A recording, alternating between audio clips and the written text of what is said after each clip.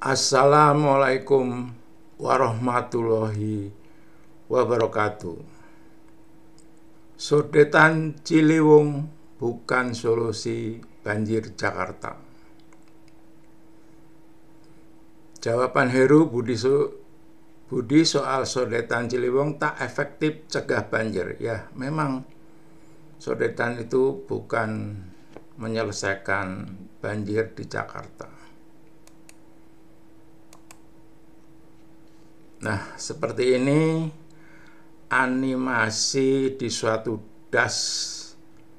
Seluruh daratan di bumi ini tangkapan hujan atau daerah aliran sungai.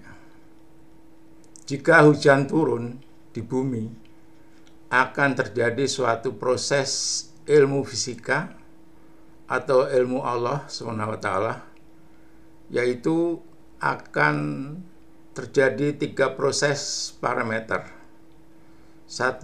Parameter runoff,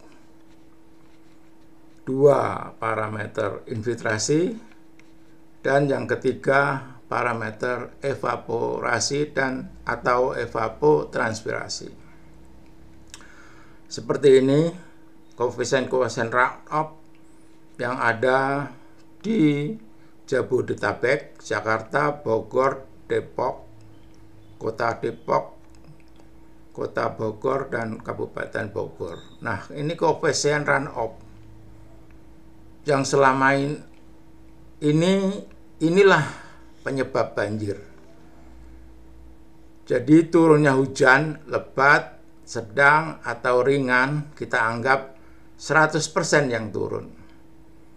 Kemudian jatuh ke bumi akan didistribusikan melalui 3 parameter tersebut, yaitu runoff untuk DKI 85%, untuk Bogor 69, 78 atau 79, nah rata-rata 80%. Nah, inilah yang membuat banjir di Jakarta. Runoff itu limpasan air permukaan, infiltrasi itu yang meresap, evaporasi itu yang menguap di udara. Jadi yang di bumi ini 2 parameter, runoff dan infiltrasi. Inilah yang bisa dikelola oleh manusia. Nah, ini data sudah 15 tahun yang lalu, mungkin sekarang sudah lebih koefisien runoff ini. Nah, limpasan air ini atau runoff ini mengalir ke drainase, kemudian ke sungai, sungai ke laut. Nah, seperti ini animasinya suatu das itu. Ada sungai, ada hutan-hutan atau kawasan yang masih bisa meresap. Jadi solusi banjir yang benar adalah Gerakan Nasional Pemulihan Das. Ini program oleh KLHK dimulai tahun 2020, direncanakan habis sampai 2030. Ini dengan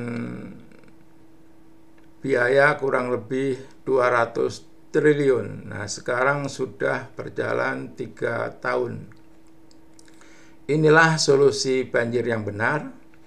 Jadi sekarang perbandingan runoff dan infiltrasi itu seperti ini. Kalau ada Gerakan Nasional Pemulihan Das, diharapkan infiltrasi menjadi 65%, runoff-nya 25%. Nah, ini yang akan menurunkan debit banjir. Banjir akan mengurang karena sekarang ini 80% ini runoff-nya. Jadi hujan itu tetap yang turun, terus menjadi distribusi di bumi itu seperti ini saat ini selama 78 tahun. Jadi kebijakannya pengendalian banjir pengendalian banjir itu adanya di sungai. Jadi normalisasi, sodetan. Nah, itu bukan solusi banjir karena itu bukan penyebabnya. Banjir itu akibat, ada penyebabnya. Penyebabnya kerusakan das. Ini nih akibat runoff sebesar ini nih akibat dasnya rusak. Makanya solusinya Gerakan Nasional Pemulihan Das. Ini program yang sudah cukup benar, bagus, tinggal didukung anggaran saja. Jadi saya beri contoh, seperti seorang dokter kalau mengobatin pasien yang panas, pasti dicari penyebabnya.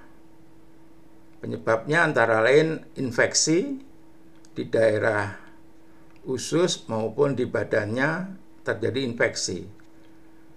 Itu yang diobatin, bukan obat penurun panas. Jadi seperti itu. Jadi sungai itu hanya seperti memberi obat penurun panas, tapi tidak menyembuhkan. Yang menyembuhkan adalah obat yang infeksi itu yang harus diobati. Nah, banjir juga seperti itu. Penyebabnya ya kerusakan das. Di sungai itu ya seperti tadi penurunan panas kalau ibarat diagnosa dokter. Nah, seperti itu. Jadi banjir di Indonesia meningkat 25 tahun terakhir ini menjadi 3000%. Bayangkan 98 itu baru terjadi 97 kali banjir. Sekarang menjadi 3050 kejadian banjir.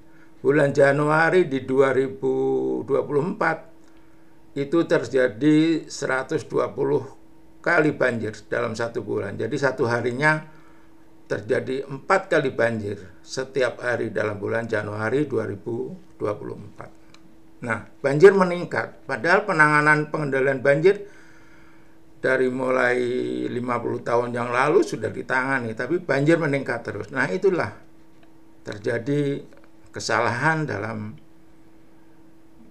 memberikan solusi. Solusi yang benar ini Gerakan Nasional Pemulihan Das.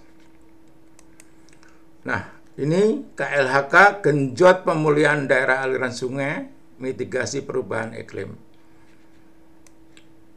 Terdapat kurang lebih 12,7 juta hektar lahan kritis di Indonesia dan kurang lebih ada 4.200 das yang perlu dipulihkan.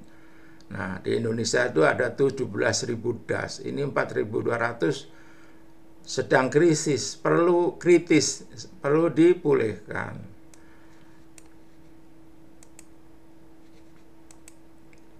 Nah, ini perlu anggaran sekitar 200 triliun. 200 triliun untuk menyelesaikan sampai tahun 2030.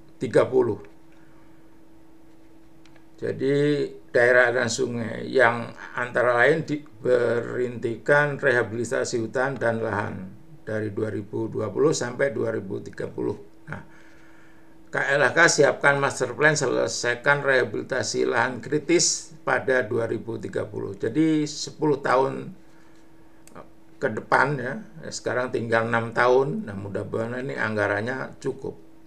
Itulah penyelesaian solusi banjir yang benar. Billahi taufik wal hidayah. Wassalamualaikum warahmatullahi wabarakatuh.